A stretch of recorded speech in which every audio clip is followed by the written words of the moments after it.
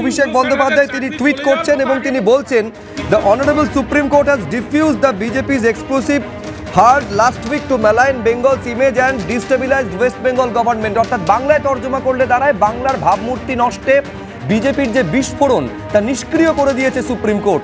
সত্যের জয় হলো। সুপ্রিম কোর্টের রায়ের পর এই প্রতিক্রিয়া অভিষেক বন্দ্যোপাধ্যায়, সেই এক্স হ্যান্ডেলে পোস্ট অভিষেক বন্দ্যোপাধ্যায়ের আপনারা দেখতে পাচ্ছেন। তিনি এও বলছেন, সব প্রতিবন্ধকতার বিরুদ্ধে আমাদের লড়াই চলবে, মানুষের পাশে থেকে জীবনের শেষ নিঃশ্বাস পর্যন্ত কাঁধে কাঁধ মিলিয়ে এই লড়াই আমরা চালিয়ে যাব।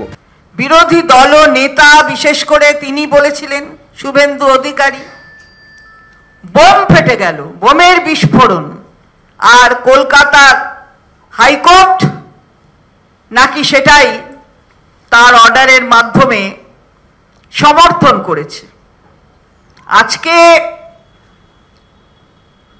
সর্বোচ্চ আদালত তার অন্তর্বর্তী আদেশ দিয়ে যেটা দেখিয়ে দিলেন, ওটা যদি বোম বিস্ফোরণ হয় তাহলে তাকে নিষ্ক্রিয় কি করে করতে হয় সেটা অন্তর্বর্তী আদেশ দিয়ে বুঝিয়ে দিলেন। আজকে যেটা বলা হচ্ছিল, বহু মানুষের চাকরি চলে যাবে। আমরা বলছি দেখুন, 25,753, হ্যাঁ সংখ্যাটা 25,753, তাদের কিন্তু চাকরি বাতিল হলো না। একটা বিষয় আজকে বিচারপতিদের বক্তব্যে প্রতিষ্ঠিত, যে পুরো বিষয়টা হচ্ছে একটা জালিয়াতি, অনুমোদিত জালিয়াতি, সিস্টেমেটিক ফ্রড। একটা রাজ্য সরকারের কাছে এর থেকে বড় অপমানজনক শব্দ আর কিছু হতে পারে।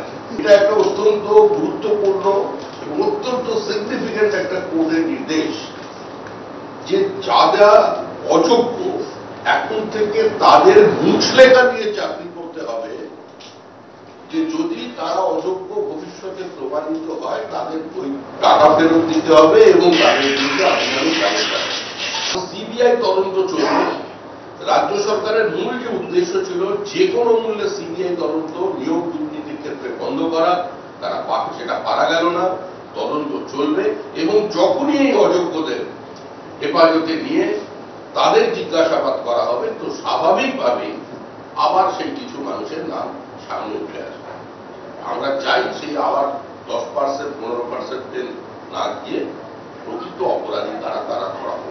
16ই জুলাই পর্যন্ত আপনাদের চাকরি বাতিলের যে নির্দেশ, সেটা স্থগিতাদেশ, মানে চাকরি বহাল থাকছে, এই সিদ্ধান্তে কি প্রতিক্রিয়া? দেখুন, 16ই জুলাই অবধি যে স্থগিতাদেশ পেলাম তাতে আংশিক হলেও, ক্ষণিকের জন্য হলেও আমরা একটা রেহাই পেলাম অবশ্যই। কিন্তু তবে এটা বলতে চাই যে এটা আমাদের সম্পূর্ণ তো নিশ্চয়তা এনে দিতে পারে না। তবে আমরা সবাই চাকুরিজীবী যারা, আমাদের এই চাকরির মাইনেতে চলে। আমি আমার যেমন মা বাবার একমাত্র সন্তান, এটা জরুরি ছিল, ভীষণ জরুরি ছিল। কারণ যবে থেকে আমাদের প্যানেল ক্যান্সেল হয়েছে তবে থেকে আমরা পুরো অনিশ্চয়তার মধ্যে এবং মাথায় বাজ পড়ে যাওয়ার মতো অবস্থা ছিল। প্রতিটা দিন বিভীষিকার মতো আমাদের কাটছিল। সেখানে এই স্থগিতাদেশ একটু হলেও আমাদেরকে আশার আলো দেখাচ্ছে। এবং যেখানে এই সুপ্রিম কোর্টে আজকে এসএসসি বলতে বাধ্য হয়েছে, বা আমরা যারা অনশন করেছি যোগ্য চাকরিহারারা, তার সাথে আমাদের যেসব সাথীরা রাস্তায় নেমেছে এবং আমরাও বিগত দিনে রাস্তায় নেমেছি, আমাদের যে লড়াই, নৈতিক যে লড়াই, সেইটার কাছে কিন্তু এসএসসিকে সামনে নত হতে হলো। এবং এসএসসি কিন্তু শুধু নত হয়ে শুধু তথ্য দিয়েছে এমন নয়, যে 19,000 যে যোগ্য, এই যে তালিকা এসএসসি আজকে পেশ করলো, এটা যোগ্য এবং অযোগ্য এটাকে পরে প্রমাণ করতে হবে। এবং আজকে প্রধান বিচারপতি বলেছেন যে যোগ্য অযোগ্য প্রমাণের ভিত্তিতে পুরো প্যানেল বাতিল হবে না। হ্যাঁ, আমরা তো আশাবাদী, দীর্ঘদিন ধরে আমরা এই দাবি করে আসছিলাম। এসএসসি টালবাহানা করেছিল হাইকোর্টে, সুপ্রিম কোর্টের কাছে আজকে যে তথ্য পরিসংখ্যান দিয়ে বলেছে। তবে একটা কথা আপনাদের মিডিয়ার মাধ্যমে না বললেই না, ওই যে বেতন ফেরত দেওয়ার বিষয়টা, যারা দুর্নীতির সুবিধা পেয়ে চাকরিটা নিয়েছেন, আদতে যে লিস্টটা এসএসসি দেবে তাদের বেতন ফেরত দেওয়ার বিষয়টাই ওই স্থগিতাদেশ দেওয়া রয়েছে।